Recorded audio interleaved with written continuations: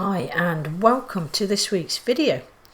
This is another one of the gaming characters that I've done previously in the past. In case you don't remember, I'll put a link to the last one that I did. I think it was Lara Croft was the last one I did.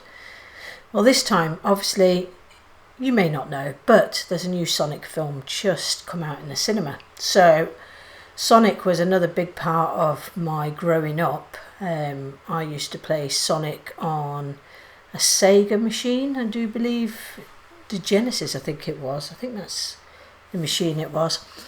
Oh, many years ago. Like I say, it was a really big game alongside Mario. So I used to play this one quite a bit. It wasn't my almost favourite. Zelda, as you know, was my favourite, and then on later consoles it was Lara Croft and Tomb Raider. But this is the Mario that I'm doing this time. I've just got a bit of plywood here. It's only 10mm thick plywood.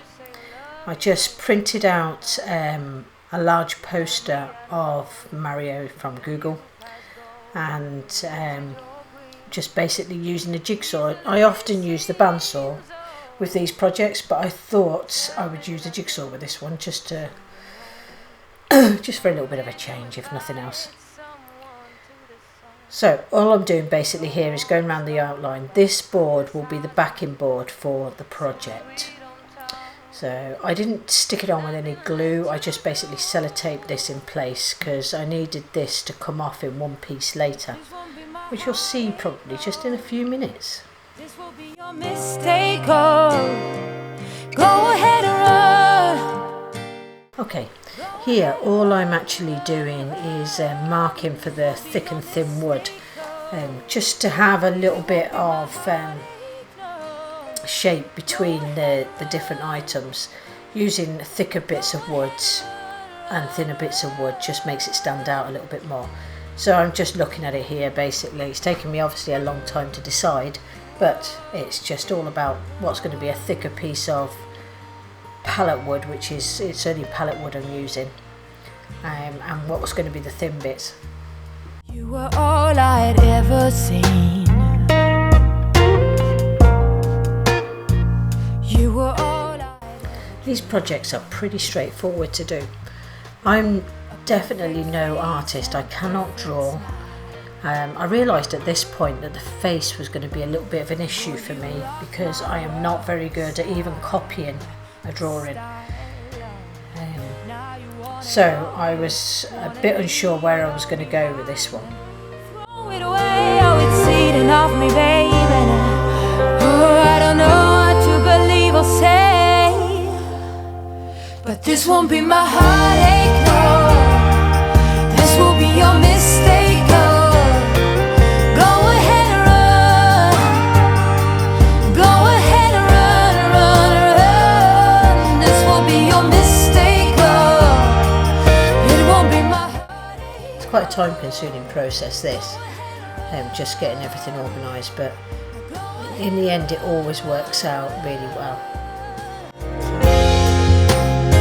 'Cause you took all that I had and left me with nothing, but I won't be your victim.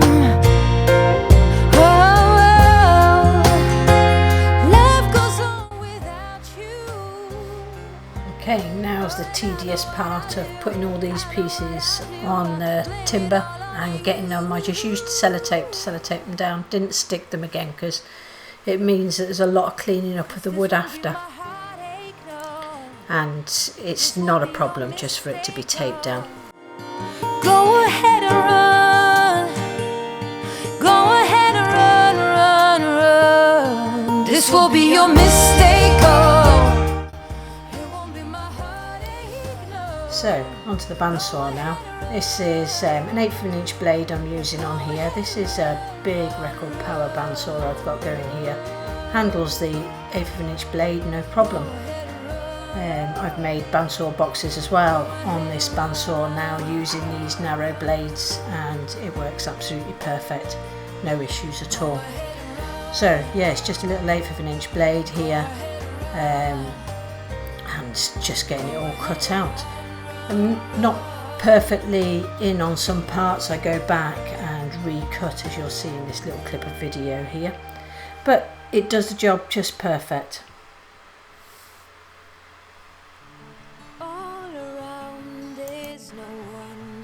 This is me test fitting all the parts that I cut, just to make sure that they're all fitting right. Cuts are not perfect on these, they didn't need to be. It's not that type of project, so it didn't need to be exactly fitting. You don't need to be any expert at cutting bits out to do a project like this. You come and go like a monsoon rain. You hide and show like a lightning. Bit of sanding just to get the edges right on these parts, just to give them a little bit of a curve. It just makes the finish look a lot better, and when it comes to painting, which this project will be, it's a lot better. Like a young child. Oh, it's silly how time just flies when we play and you hide. You come and go like a monsoon rain. You hide and show like a lightning bolt. So I decided to send this off to Claire from Making It Out of the Woods. I'm going to put all Claire's links below. She's got her own YouTube channel. She sent me a few shots of doing this, which was absolutely brilliant. I got to see some of the process. So thank you very much, Claire. And all Claire's links are down below, so please do go check her out.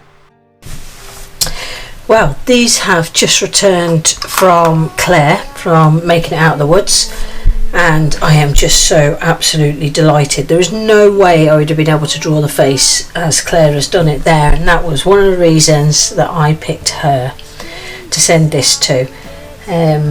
So thank you very much, Claire. So appreciate the work that you put in on this. So just a final time lapse, and that's this video finished really. Got some beauty shots coming up at the end here. I basically just put these on the board. You'll hear Lily, my cat, just meowing. Lily, you can't meow right now. So anyway, yeah, just a time lapse will finish this off, and that'll be this project done. This project is actually going to stay in my casting room, so you will see it coming in on the footage at other times. And I was really pleased with it. I'm so thankful to Claire for helping me out with this. I couldn't have done it without her. So thank you very much once again, Claire. Please go and check her links out. There they are on the screen right now. And thank you everybody for watching.